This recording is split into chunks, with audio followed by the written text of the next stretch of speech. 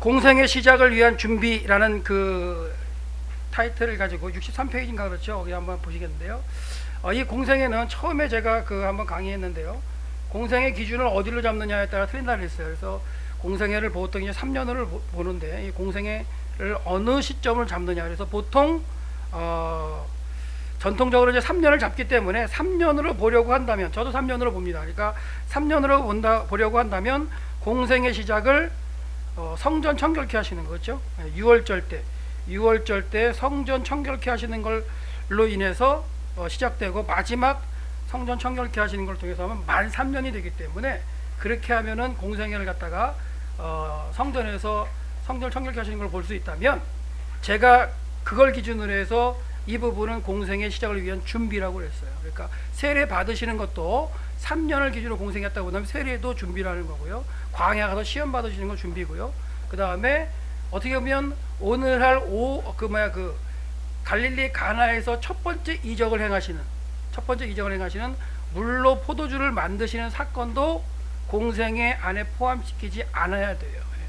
그러니까 기준을 뭘로 잡느냐가 문제라 했는데, 지난번에 공생애를 우리가 3년이라고 정의를 할 때 본다면, 예수님의 6월절부터 마지막 6월절 만 3년을 잡을다면 요 앞에 부분에 나오는, 주로 이제 요한만이 그런 기록하거든요. 그러니까 공관복음의 마태, 마가, 누가는 예수님의 예루살렘을 포함한 이 유대 사역을 기록을 안 해요. 그래서 요한만이 이제 기록을 하고 있는데, 그 요한복음에 나타난 그런 부분들을 좀 이제 한번 살펴보도록 할 건데, 여러분이 오해를 안 하셨으면 좋겠어요. 그러니까 뭐냐면, 이게 왜 공생의 시작이냐, 그런 거는 그렇게 이제 말씀하시면 첫 번째 강의를 안 들으신 거예요. 그렇죠? 그래서 그 부분에서 여러분들이 이제 오늘을 진행할 때 그 부분을 갖다가 잘 생각하시며 들었으면 좋겠고요. 그래서 이제 그 세례 받으시는 예수님도 공생의 이전 파트로 저는 이제 하면서 진행을 시키는데, 예수님께서 갈릴리 나사렛에 사시다가, 이 나사렛에 사실 동안에는 이제 형제, 동생들, 그다음에를 먹여 살렸고요. 그다음에 마리아 엄마도 이제 부양을 했겠죠. 그다음에 하나님께서 때가 되어서 이제 사역을 시작하시는 그 시점에서는 이제 갈릴리에서 요단강에 이르러서 세례요한테 세례를 받게 되는 장면입니다. 본문을 빨리 한번 제가 읽어드릴게요. 짧으니까. 이때 예수께서 갈릴리로부터 요단강에 이르러 요한에게, 세례요한이죠, 세례를 받으려 하시니 요한이 말려 이르되 내가 당신에게 세례를 받아야 할 터인데 당신이 내게로 오시나이까. 지난주에 말씀드렸듯이 이 부분은 예수님과 세례요한은 친족이었기 때문에 충분히 왕래가 있을 수 있어요. 근데 성경은 그런 얘기는 안 하죠. 왕래가 있었는지 없었는지. 근데 그래서 서로 소문은 들어서 알 수 있을 거예요. 그래서 예수라는 어떤 친족인데 그분이 뭔가 대단한 분이셨다는 거.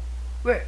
어렸을 때도 아니죠. 태중에 있을 때 본인이 엄마 태중에 있을 때도 그 반응했던 그런 모습이나 그런 걸 들었을 거예요, 부모로부터. 또한 예수님이 12살 때 성전에 오셔서 그 랍비들과 대화했던 그런 것도 어떻게 보면 소문으로 들었을 수 있기 때문에, 대단한 분이시라는 건 알 수가 있었겠죠. 이 대답을 할 때 하나님의 아들로서의 메시아로서 오셨다는 그 생각은 세례요한은 할 수는 없다고 분명히 지난번에 말씀을 드렸고요. 그래서 뭔가 범상치 않는 분, 제가 당신에게 받아야 할 터인데 당신이 내게 오시면 어떻게 합니까? 이렇게 이제 고백을 했을 때 예수님이 이러시죠. 이제 허락하라. 우리가 이와 같이 하여 모든 의를 이루는 것이 합당하니라 하고, 이제 요한이 이제 허락해서 세례를 베푸는 장면입니다. 예수께서 세례를 받으시고 물에서 올라오실 때 하늘이 열리고 하나님의 성령이 비둘기같이 내려, 그래서 성령이 비둘기같이, 직유법이에요. 같이 내리는 거지 비둘기로 내리는 게 아니에요. 착각하시면 되고, 비둘기같이 내려 자기의 임하시는 걸 보셨어요. 예수님이 보시는 거죠. 또한 세례 요한도 보게 돼요. 둘만 이제 경험하게 되는 과정이고요. 하늘로부터 소리가 있어 말씀하시되 이는 내 사랑하는 아들이요 내 기뻐하는 자라. 그래서 결국 예수, 인간 예수, 그래서 말씀이 육신에서 이 땅에 오셨던 그 분이 8일째 되는 날 받은 이름이 예수예요. 원래 하나님의 아들의 이름이 예수가 아니라, 하늘에서부터 계셨던 게 예수가 아니라 이 땅에 오셔서 8일째 되는 날 이제 할례를 할 때 받은 이름이 예수인데, 그 예수, 인간 예수가 결국 세례를 받으시면서 하나님의 아들이었다는 증거를 하나님 하늘에서부터 소리로 알려주시죠. 그래서 예수님 들으시고 세례요한이 듣고, 세례요한은 이제 직접 하나님의 아들이 메시아로 오셨다는 걸 경험한 첫 사람이자 마지막 사람이라고 지난 시간에 얘기를 했고요. 그 다음부터는 어떻게 이제 예수가 인간 예수가 그리스도가 전파가 되어야 된다고요? 가르침을 통해서, 그렇죠? 그건 이제 지난 시간에 했고요. 이게 이제 세례를 받는 장면입니다. 그래서 마태나 마가나 누가나 다 세례 받는 장면, 세례를 받았다는 걸 언급을 하죠. 언급을 하는데 이 언급을 갖다 하고 바로 갈릴리로 가셔서 갈릴리 사역을 한 걸로 기록을 해요. 공관복음은 마태, 마가, 누가는 세례를 받으신 후에 그 다음에 이제 누가 같은 경우는 이제 그 광야에서 40일 금식 기도하시고 사단한테 이제 그 세 가지 시험 받으시는 것까지도 기록을 하지만 그 이후에 바로 갈릴리로 가셔가지고 가르치시는 사역을 한 걸로 기록을 하는 게 공관복음이에요. 근데 요한은 제일 복음서 중에 나중에 기록된 요한은 그 이전 사건을 많이 기록하고 있죠. 그걸 갖다가 한번 차이를 보신다면 공관복음을 왜 관점이 같은가 했을 때 그런 관점이 같아요. 그래서 예수님의 이 땅에 있을 때 사역. 근데 요한은 주로 이제 예수님의 하나님 아들 되심 신성 부분을 많이 건드리죠. 그래서 요한이 절기별로 요한복음을 쭉 기록하면서 대부분 기록하는 건 하나님의 아들로서 이 땅에서 사역하셨던 걸 많이 기록하고 있어요. 그래서 그 부분도 한번 여러분이 체크를 해보시면 될 것 같고요. 자, 세례 받으신 예수님 보시면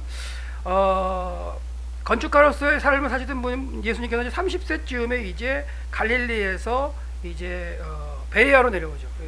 베레아입니다. 이거 베레아 아니고요. 베레아는 뭐예요? 사도행전 17장에 나오죠. 17장에 나오는 저쪽 데살로니가 옆에 있는 베레아고요. 여기는 베레아예요. 베레아 지역에 가셔서 이제 세례를 받으시죠.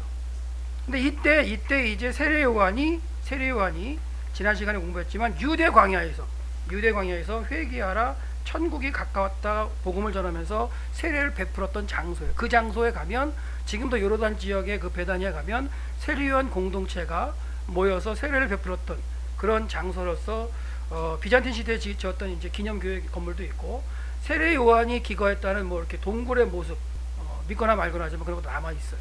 그래서 예수님 그쪽에 가셔가지고 이제 세례를 받으시는 장면인데요. 지도를 보시면 갈릴리 나사렛이 있죠. 그래서 쭉 내려와서 이제 베레아, 여기가 베레아입니다. 베레아. 여기 그 베다니인데요. 여러분이 살짝 이제 지도 같은 걸 보시고 관심이 있으신 분들은 뭐냐면 설명을 해드리면 예수님께서 태어나셨을 때 헤롯 대왕, 그 헤롯 대왕이 이제 죽죠. 죽고 나서 그 세 아들이 이 헤롯 대왕이 통치했던 지역을 이제 나눠서 통치를 하게 되는데 유대하고 사마리아 빨간 부분 있죠. 빨간 부분은 원래 헤롯 아켈라오가 다스렸어요. 장남. 너무 학정을 해서 10년 만에 실강을 하고 그 다음부터는 이제 총독이 와서 다스렸다 그랬죠. 그래서 그 총독이 예수님이 신문 받으실 때는 빌라도가 이제 총독을 이었고요. 그래서 이 빨간 부분은 이제 예수님이 복음을 전하실 당시에는 총독이 이제 다스렸고요. 이 보라색 부분이 갈릴리하고 이제 베레아 지역이죠. 베레아 지역. 이 지역은 이제 헤롯 안디바스라는 이제 아들이 다스렸고요. 위쪽에 이제 이두레하고 드라고니, 이쪽은 헤롯 빌립이 이제 다스렸죠. 그래서 예수님의 주로 활동한 지역은 이 갈릴리하고 보라색 부분이죠. 주로 100% 그 당시에 100% 유대인이 살았던 그 지역에 이제 예수님 활동을 많이 하셨는데 이 갈릴리는 원래 구약 시대에는 아납스잇 그러면 아셀 지파, 납달리 지파, 스불론, 이사갈 지파가 분배받았던 땅이에요. 그리고 원래 이 땅에는 주전 720년에 아수르가 와서 망한 다음부터는 이제 이방인의 땅이었죠. 사실 석교산 땅. 근데 누가 중간에 했다고요? 마카비 때. 그 이름까지 다 설명 안 나, 생각이 안 나죠. 안 하셔도 돼요. 그 아리스토블루스가 이제 여기 갖다 정복한 다음에 이쪽에 유대인들을 경건한 유대인을 옮겨가지고 살게 했다. 기억나시죠? 그래서 요셉과 마리아도 아마 그 선조가 이동해서 100여 년 전에 이동해서 여기 살면서 살게 됐을 것 같고 그 다음에 이제 호적하라고 했을 때 유대 땅에 와서 호적했다. 이렇게 이제 여러분들이 지도 정도를 살짝 이해를 하시면 되겠고요. 그래서 예수님께서는 갈릴리에서 머무시다가 이제 베레아 지역에 베다니 오셔서 세례를 받으시는 거예요. 예, 그 얘기를 지금 말씀을 드렸어요. 근데 이때 이제 세례 요한이 세력이 많았죠. 사람들이 엄청나게 많이 따라졌어요. 세례 요한도 메시아인가 할 정도로 사람들이 많이 따랐고 종교 지도자들이 자기들의 하속도를 보내가지고 뭐라 그래요? 네가 세리아냐? 엘리야냐? 묻죠. 뭐 그다음에 뭐 그리스도냐, 넌 누구냐, 물을 그 정도로 이제 관심을 가질 때에 그때 이제 예수님께서 오셔가지고 이제 세례를 받았다는 거 보시면 되겠어요. 자, 그다음에 이제 하늘에서 소리가 났다 그랬는데요. 이 소리가 난 게 이제 아까 말씀드렸지만 이는 내 사랑하는 아들이요, 내 기뻐하는 자라. 이 소리를 이제 경험한 사람, 이제 세례 요한하고 예수님이라고 볼 수 있고요. 그 다음에 이제 우리가 착각하기 쉬운 게 뭐냐, 요즘에는 이제 세례를 베풀 때에 목사님들이 이렇게 물로 이렇게 세례를 주죠. 그 다음에 이제 지금도 뭐 침례로 해가지고 요단강에서 세례를 베푸는 거 보면 이제 인도자가 이렇게 물에 집어넣고 이렇게 일으키고 하는데, 당시에는 그런 거 없었어요. 본인이 들어가서 나오는 그런 형태. 그러니까 어떻게 보면 구약에서 내려오던 정결 의식의 한 형태였어요. 그래서 구약에 내려오면서 정결 의식을 좀 많이 했었거든요. 그건 이따가 다시 한번 나오니까 설명을 드리겠고요. 그래서 이렇게 물에 잠겼다가 올라올 때에 이제 그 하늘에서 소리가 났고, 그 다음에 하나님의 아들로서 이제 알려지게 되는 거죠. 누구한테? 세례 요한한테. 됐고요. 그 다음에 이제 그 베레아의 베다니를 한번 이제 살펴보시면, 아까 설명드렸는데 이것은 과연 성경적으로 어떤 그 일들이 이제 벌어졌는가. 그래서 보통 이제 아라바 지역의 한 부분인 이제 베레아 중에 이제 베단이라고 부르는데요. 아까 말씀드린 건 이제 설명은 넘어갔고요. 넘어가 보면요, 이곳에서는 이제 무슨 일이 있었냐면, 예수님께서 세례를 받으신 이곳 베레아 또는 베단이, 이 지역은 모세가 예수님으로부터 1400년이죠. 1406년 뭐 정확하게 얘기한다면 그 전에 와서 모세가 진을 치고 신명기를 한 달 동안 선포했던 그 지역이에요. 간다면 모압 평지가 있는 그곳이죠. 그래서 그곳에서 약속의 땅에 대해서 모세가 쫙 가르치고, 너희가 그 땅에 들어가서 어떻게 하나님을 섬기고 잘 섬겨라, 다른 신을에게 돌아가지 마라, 그렇게 가르쳤던 곳이 이제 이 지역이 세례받으신 지역. 결국은 이제 모세는 여기까지만 갔죠. 모세는 거기까지만 가고 요단강을 건너가지 못했어요. 건너가지 못하고 다시 느보산에 올라가서 비스가산 뭐 꼭대기 올라가서 이제 눈으로 하나님께 쫙 보여주신 후에 데려가셨죠. 그 다음에 이제 여호수아가 그 뒤를 이어서 이제 요단강을 건너서 물을 갖다 끊어지게 하죠. 요단강을 끊어지고 이제 약속의 땅을 들어가는 모세와 여호수아가 이렇게 바톤 터치를 하는 그런 장소가 이제 베단이에요.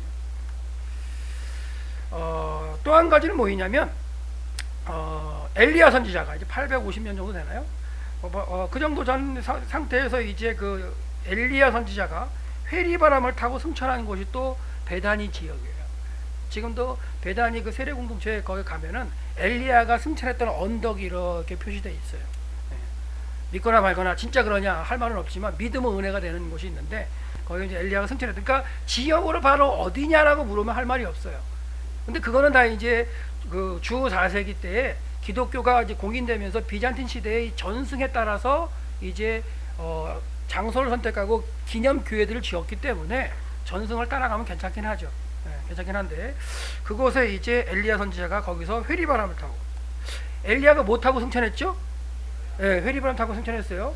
불말과 불병을 타고 승천한 게 아니고, 그러니까 불말과 불수레가 이렇게 격하고 나누어뜨리고 분리하고 회리바람을 타고 승천했습니다. 근데 이 지역이 참 회리바람이 많이 일어나는 지역이에요.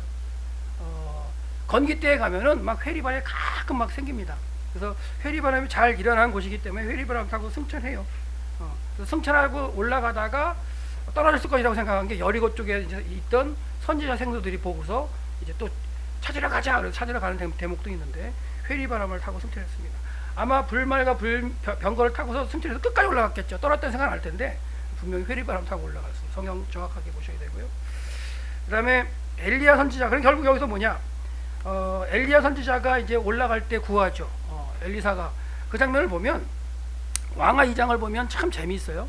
맨 처음에 이제 갈멜에 떠나죠. 길갈에 떠나죠. 길갈에 떠날 때 너 여기 머물러라, 엘리야가 그러니까 아니다, 난 쫓아가겠다, 엘리사가 그러죠.